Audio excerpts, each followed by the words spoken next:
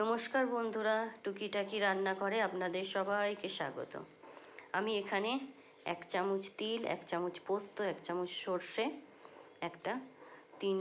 তিনটাকে একদম সমান কোয়ান্টিটিকে নিয়ে আমি একদম স্মুথ পেস্ট বানিয়ে নিয়েছি। আজকে আমি তিল, সর্ষে, পোস্ত দিয়ে কাতলা মাছ বানাবো। এর জন্য তিনটেকেই আমি আগে অল্প জল দিয়ে একদম স্মুথ পেস্ট বানিয়ে নিয়েছি। তার মধ্যে 2টো কাঁচা লঙ্কাও দিয়ে দিয়েছিলাম। এবার আমি কাতলা মাছের 4 পিস কাতলা মাছ নিয়েছি। তার মধ্যে আমি নুন আর হলুদ মাখিয়ে নিচ্ছি। কড়াই অলরেডি বসিয়ে দিয়েছি। এই যে স্মুথ পেস্টটাও আমার রেডি। সর্ষে, পোস্ত আর তিল। সর্ষে পোস্ত দিয়ে তো খেয়েছেন, তিল দিয়েও একবার কাতলা মাছ এইভাবে বানিয়ে দেখবেন, দারুণ টেস্টি লাগে। এবার আমি এখানে 2 চামচ মতো দই নিয়ে নিয়েছি। দইয়ের মধ্যে পরিমাণ মতো হলুদ আর কাশ্মীরি মির্চি আমি দইয়ের সঙ্গে একসঙ্গে মিক্সড করে রেখে দেবো। নতুন বন্ধু যারা আমার ভিডিওটি দেখছেন অবশ্যই আমার চ্যানেলটিকে সাবস্ক্রাইব করবেন, আর সাবস্ক্রাইব করে বেল আইকনটি প্রেস করতে ভুলবেন না। লাইক করবেন, শেয়ার করবেন, কমেন্ট তো অবশ্যই করবেন। আর যারা ফেসবুক থেকে দেখছেন তাদের আমার ফেসবুক পেজটা ফলো করার অনুরোধ রইল। কড়াই অলরেডি বসিয়ে আমি সর্ষের তেল দিয়ে দিয়েছিলাম। তেল গরম হয়ে গেছে।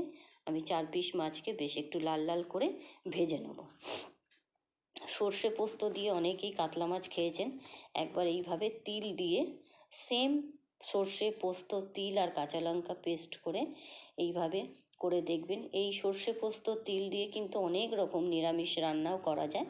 আজকে আমি মাছ বানিয়েছি, খুব দারুণ লাগছিল খেতে গরম ভাতের সঙ্গে। একটু স্পেশাল কিছু।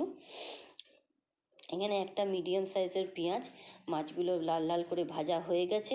আমি একটা মিডিয়াম সাইজের পেঁয়াজ দিয়ে দিয়েছি ছোট ছোট করে কেটে। এবার আমি দইয়ের মধ্যে যে হলুদ আর কাশ্মীরি মির্চি দিয়ে মিক্সড করে রেখেছিলাম এইটা দিয়ে দিলাম। যখন আমি মিক্সটা দেবো অবশ্যই গ্যাসের স্টিমটা কম রাখবেন, নাহলে বন্ধ করে দেবেন। একদম লো করে দেবেন। দিয়ে আর এবার মিক্সড করবেন। যখন দেখবেন সুন্দর তেল ছেড়ে এসেছে, দেখুন দেওয়ার সঙ্গে সঙ্গে কি সুন্দর কালারটা এসেছে, তেলটাও ছেড়ে গেছে। এইভাবেই যখন তেল ছেড়ে আসবে, তারপর আমরা যে পেস্টটা বানিয়ে রেখেছি, মানে সর্ষে, পোস্ত আর তিল, কাঁচা লঙ্কার ঝালটা যে যেমন খান ঝাল, সেরকম অনুযায়ী কাঁচা লঙ্কাটা দেবেন। আমি এখানে 2টো কাঁচা লঙ্কা দিয়ে পেস্টটা বানিয়েছিলাম। আপনারা আপনাদের ঝাল অনুযায়ী, টেস্ট অনুযায়ী ঝালটা দেবেন। এখানে আমি পেস্টটা দিয়ে দিলাম। পুরোটা লাগিনি, 2 চামচ মতোই লেগেছে। 4 পিস মাছে বেশি লাগবে না, 2 চামচ মতো লেগেছে। দিয়ে এখন ভালো করে এই তেলের মধ্যেই কিন্তু ভালো করে নাড়াচাড়া করতে হবে, একদম ভাজা ভাজা হয়ে যায় যেন মশলাটা। তারপরে গিয়ে আমি মিক্সির বাটিটা ধুয়ে অল্প জল দিয়ে দিলাম। এটা কিন্তু খুব বেশি ঝোল হবে না, আবার একদমও গায়ে মাখা হবে না, একটু গ্রেভি থাকবে, তবেই এটার খেতে ভালো লাগবে। এই গ্রেভিটা গরম ভাতের সঙ্গে মেখে দারুণ টেস্টি লাগে। কাতলা মাছের এটা আপনারা চাইলে রুই মাছ, পাবদা মাছ বা অন্য কোনো মাছ দিয়েও করতে পারেন, খুব ভালো লাগে। ঝোল দিয়ে দিয়েছি পরিমাণ মতো। এবার আমি লবণটা দিয়ে দিলাম, স্বাদ অনুসারে লবণ দিয়ে দিলাম, 2টো কাঁচা লঙ্কা দিয়ে দিলাম। ঝোলটা ফুটে গেলে তারপর আমি মাছগুলোকে দেবো। ঝোলটা ভালো করে ফুটে যাক, একটু গ্রেভি থাকবে, গ্রেভি হলেই ভালো লাগবে। অবশ্যই একটু গ্রেভি রাখবেন, কারণ এটা গ্রেভিটার টেস্টটা এত বেশি ভালো হয় যে সবাই গ্রেভি দিয়েই ভাত খাবে। তাই একটু গ্রেভিটা রাখবেন, তাহলে ভালো লাগবে খেতে গরম ভাতের সঙ্গে। বেশ ঝাল ঝাল গ্রেভি। ঝোল ফুটে গিয়ে মাছগুলো দিয়ে দিয়েছি।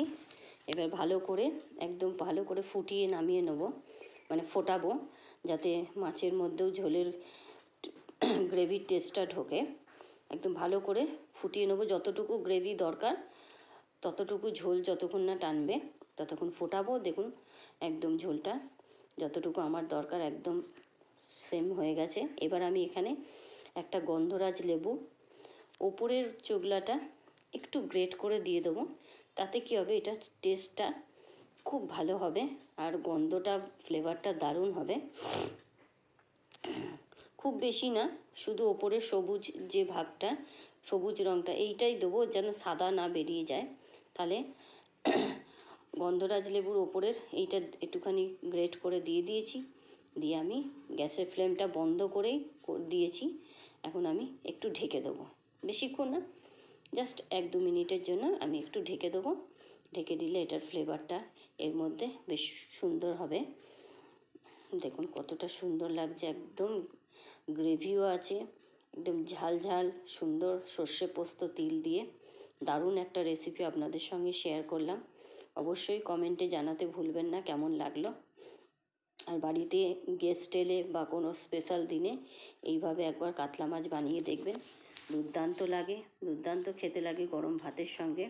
একটা স্পেশাল দিনে স্পেশাল রেসিপি হয়ে যাবে। অবশ্যই কমেন্টে জানাবেন। আজকের জন্য একদম স্পেশাল রেসিপি। আজকের জন্য এতটুকুই, আবার আপনাদের সঙ্গে দেখা হবে। Bye bye.